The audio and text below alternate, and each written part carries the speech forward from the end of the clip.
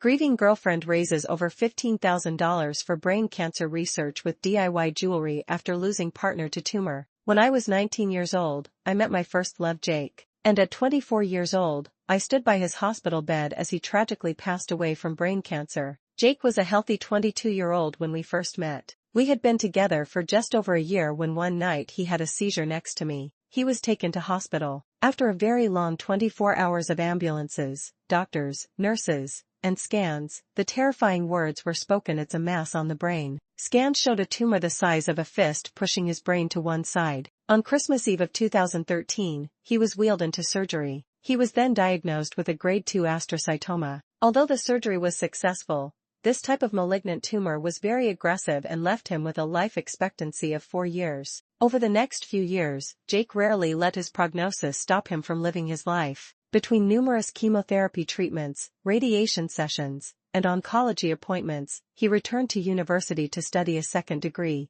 business law. Unless you were told, you could never tell he was sick. He still wore his big smile and continued to put everyone else first. There were many setbacks with his health, but he always took it in his stride. Sadly, the tumors kept growing back, each time more aggressive than the last. When it regrew for the final time, it was determined his cancer returned as a grade 4 glioblastoma, the most aggressive and dangerous type of brain cancer there is. Jake was then given a life expectancy of 6 to 12 months. I remember hoping he might be able to make it to the end of the year so we can spend a final Christmas together. He didn't. Not long after his prognosis, he started to deteriorate rapidly. Jake just got weaker and weaker. He had to stop going to college, as a simple walk around the block was something he could barely do anymore. Within weeks, he lost his ability to move properly, gradually needing a walking frame, then a wheelchair, and later a bed. This is where he stayed for the remainder of his life, where he became almost immobile from the neck down. He could barely talk at this point, and when he did, he often had no memory of who I was. Shortly afterward, he slipped into a coma for 9 days. As I sat by his bedside watching him tragically slip away, I knew I had to help.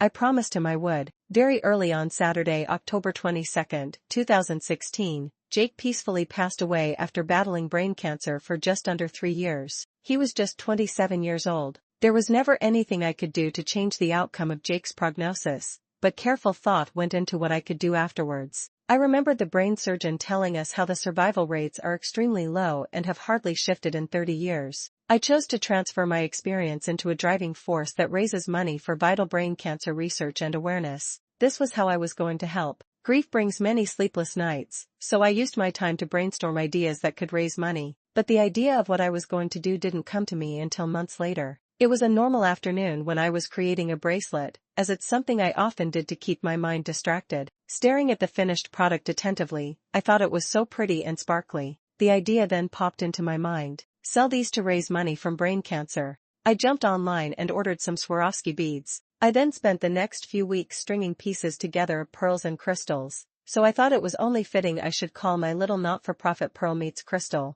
After I designed a few creations, I then took some photos, began an Etsy store, an Instagram page, and started an online shop. It would be less than 1 week later when I had my very first order. At first, I didn't mention my little side hustle to anyone. I kept it secret for about 6 months. I didn't know how it was going to go or what was going to happen. And it was always such a motivating experience when my orders came from complete strangers from all over the world. It was such an exciting day when I got to make my very first donation to Cure Brain Cancer Foundation. It still is every time I donate. Making jewelry has really helped with the grief and have given me a much deeper sense of purpose. When I first began Pearl Meets Crystal, I didn't know what to expect. I remember thinking if I could just donate a couple of $100s, I would feel like I helped in some way. Now fast forward almost 6 years later and I have raised over $15,000. My jewelry is stocked in a local store and is often traveling all over the world. Before Jake, I knew very little about brain cancer. Now, unfortunately, I know too much. Unlike other cancers, the research is underfunded and continues to be way behind. I remember the oncologist also telling us it could take up to 100 years for brain cancer to catch up with developments in other diseases. Brain tumors are one of the biggest cancer killers in people under 40 years old, yet so many people aren't aware of this terrifying statistic. This is why brain tumor funding is so important. I will continue to fight hard to support this cause. That's the end of this story. I hope you enjoyed it. Thank you for listening and watching. Please let me know what you think about this in the comments. I would love to read about what you have to say. I hope you enjoyed this as much as I have. Please remember to like and subscribe to this channel. Have a nice day.